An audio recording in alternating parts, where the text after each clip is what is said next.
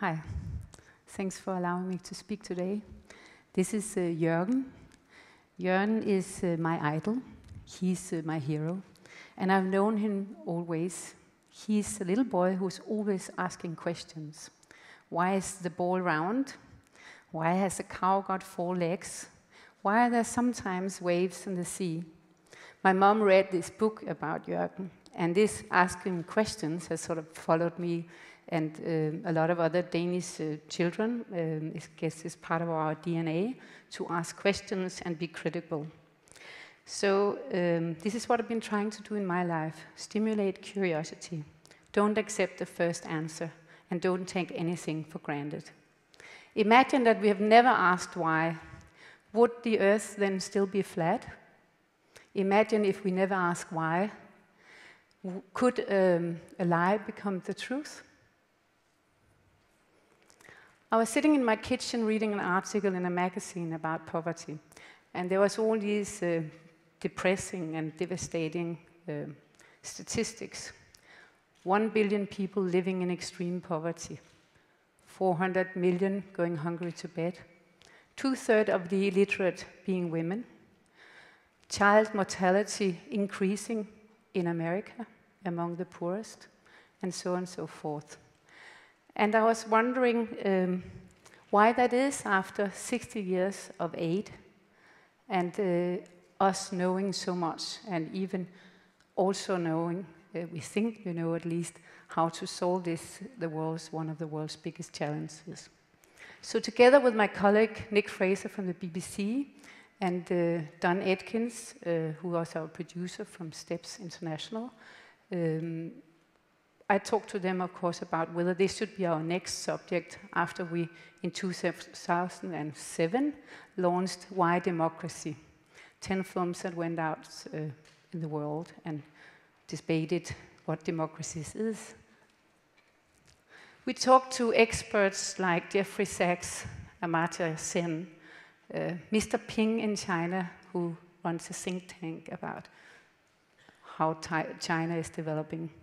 He was the one telling me that the biggest unemployment group in China was young, educated people, and this we made a film about. That's in the Why Poverty.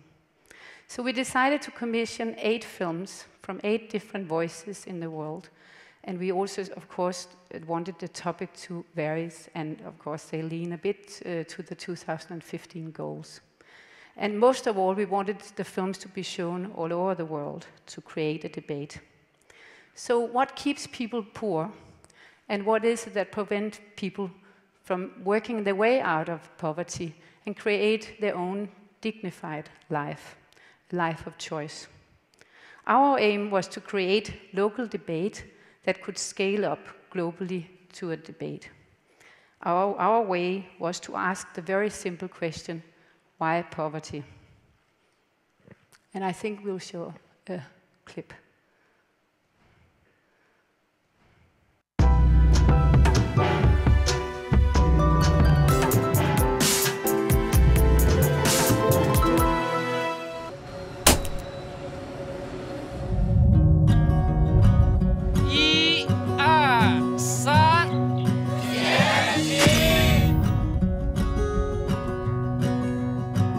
These 8 documentaries are going to set a standard, I think, in terms of storytelling.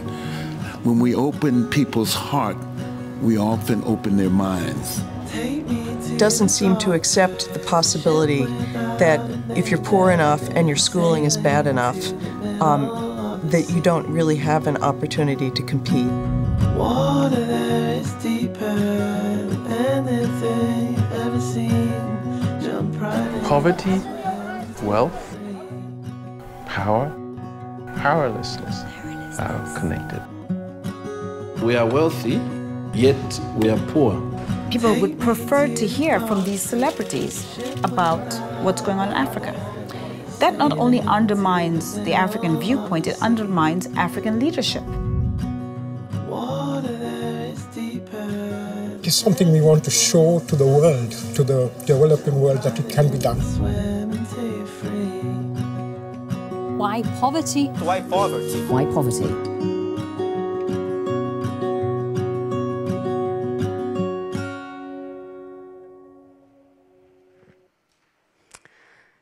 One of our big goals was, of course, was to make really challenging films that would question the world, but also try and shift maybe the debate that has been going on for so many years, the global north donating money to the global south. We wanted maybe to look a bit more into the inequality in each of our regions. We spent a lot of time to ensure that the films would be shown all over the world, and of course, being a public broadcaster, and I worked, as you can imagine, for many, many years with documentaries, we have a very good network of broadcasters we work with, but this time we wanted to get further out. And I can tell you, when we get Indonesia as a partner, we were really, really happy. And of course, also the whole Arab world, where we have the biggest, work with the biggest Arab satellite broadcaster, MTV, owned by the Saudi Arabians, by the way. And they allowed also to Palestine and Jordan and Lebanon and other local TV stations the same system we did in Africa with a big satellite channel and lots of locals. So we wanted to really create some local debate. We also have a big outreach program and, of course, of the internet.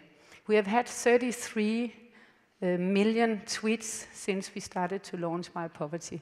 I'm too old for tweeting, but I actually just got on the other day because I couldn't figure out what 33 million tweets means.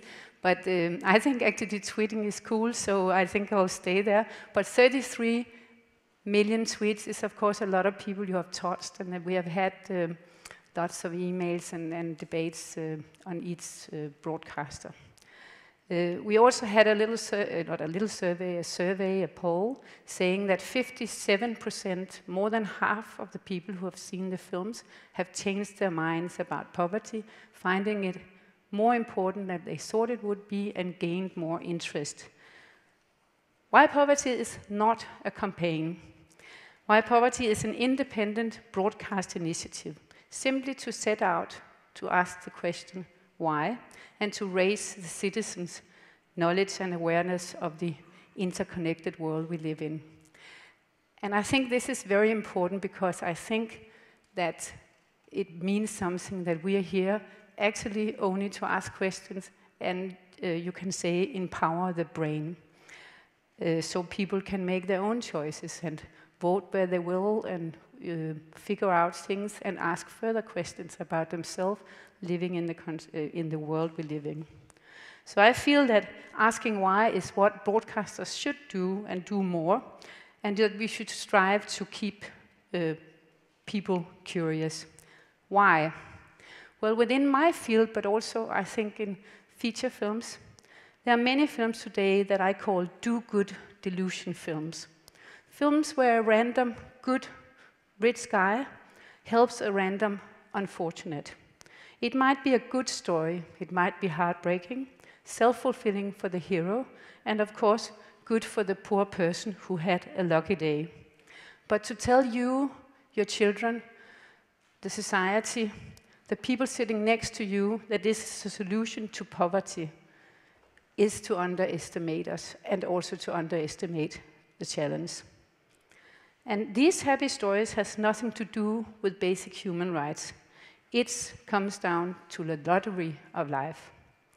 Reducing the complex global problem of poverty to a happy ending narrative is to remove our collective responsibility. It speaks to the luck of the individual. It speaks maybe to the American dream. But the American dream today is non-existing if you look into the statistics. The mobility in America is non-existing. So maybe we should think about whether we want these happy ending stories. The films are well-meaning, of course, but they are designed to consciously or not, to make us feel better. And of course we feel better when we see these small happy stories.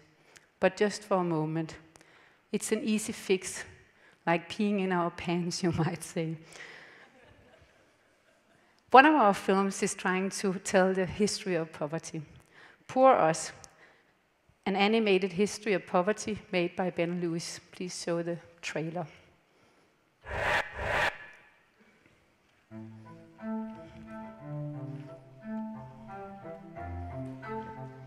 Virtually everybody in the world was poor. Lack of infrastructure, massive disease burden.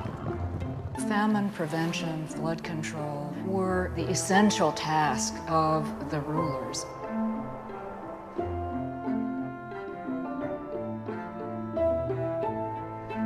We begin to perceive poverty as something natural, something inevitable. Nobody thought that you would abolish poverty. Poverty was simply accepted as a fact of life.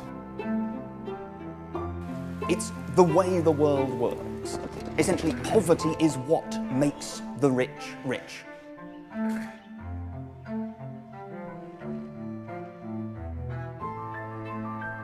The Industrial Revolution has set the world on a course.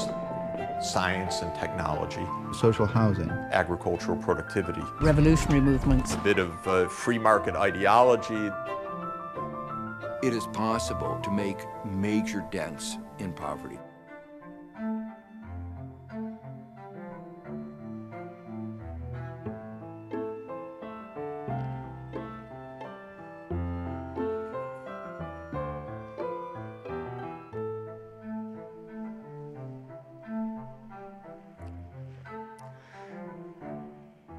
So I believe in the power of documentaries and storytelling that are made with no political and commercial interest to cater for. And I believe in that we should have some medias that are only here to service the people. We wanted white poverty to be free of calls for action, free of donate, free of subscribe. We wanted, you know, the encouragements that we all know when the poverty is on the agenda today in the Western world. Yeah, I think I can see the time is running out. I think I want to show you one more little clip of Sola Mama. It's about gender inequality and education.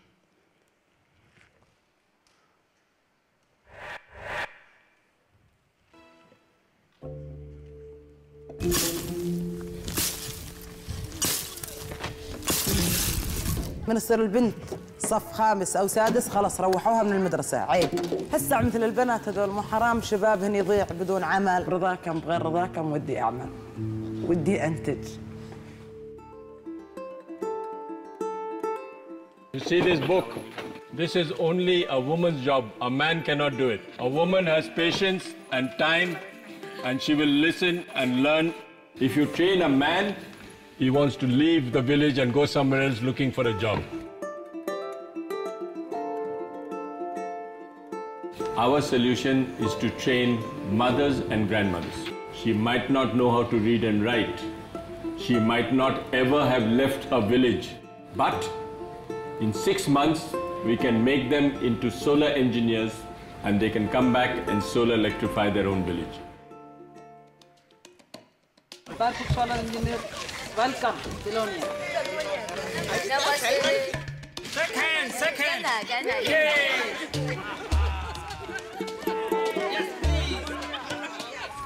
Namaste. Screwdriver.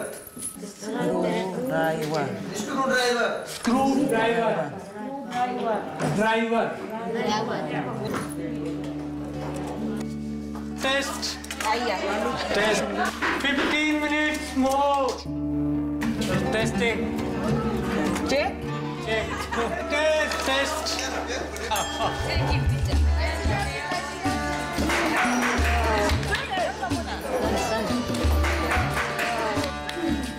No problem.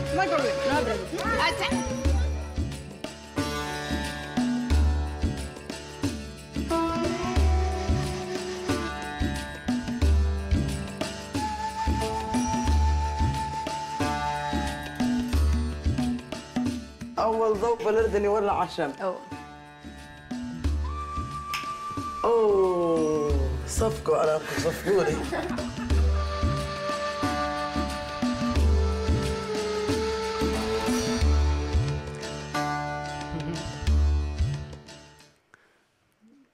I really urge you to see this movie, the whole of it, because you follow these wonderful women, and they really give their husbands and the society, the small villages, a hard time, and the whole power structure changes in these villages.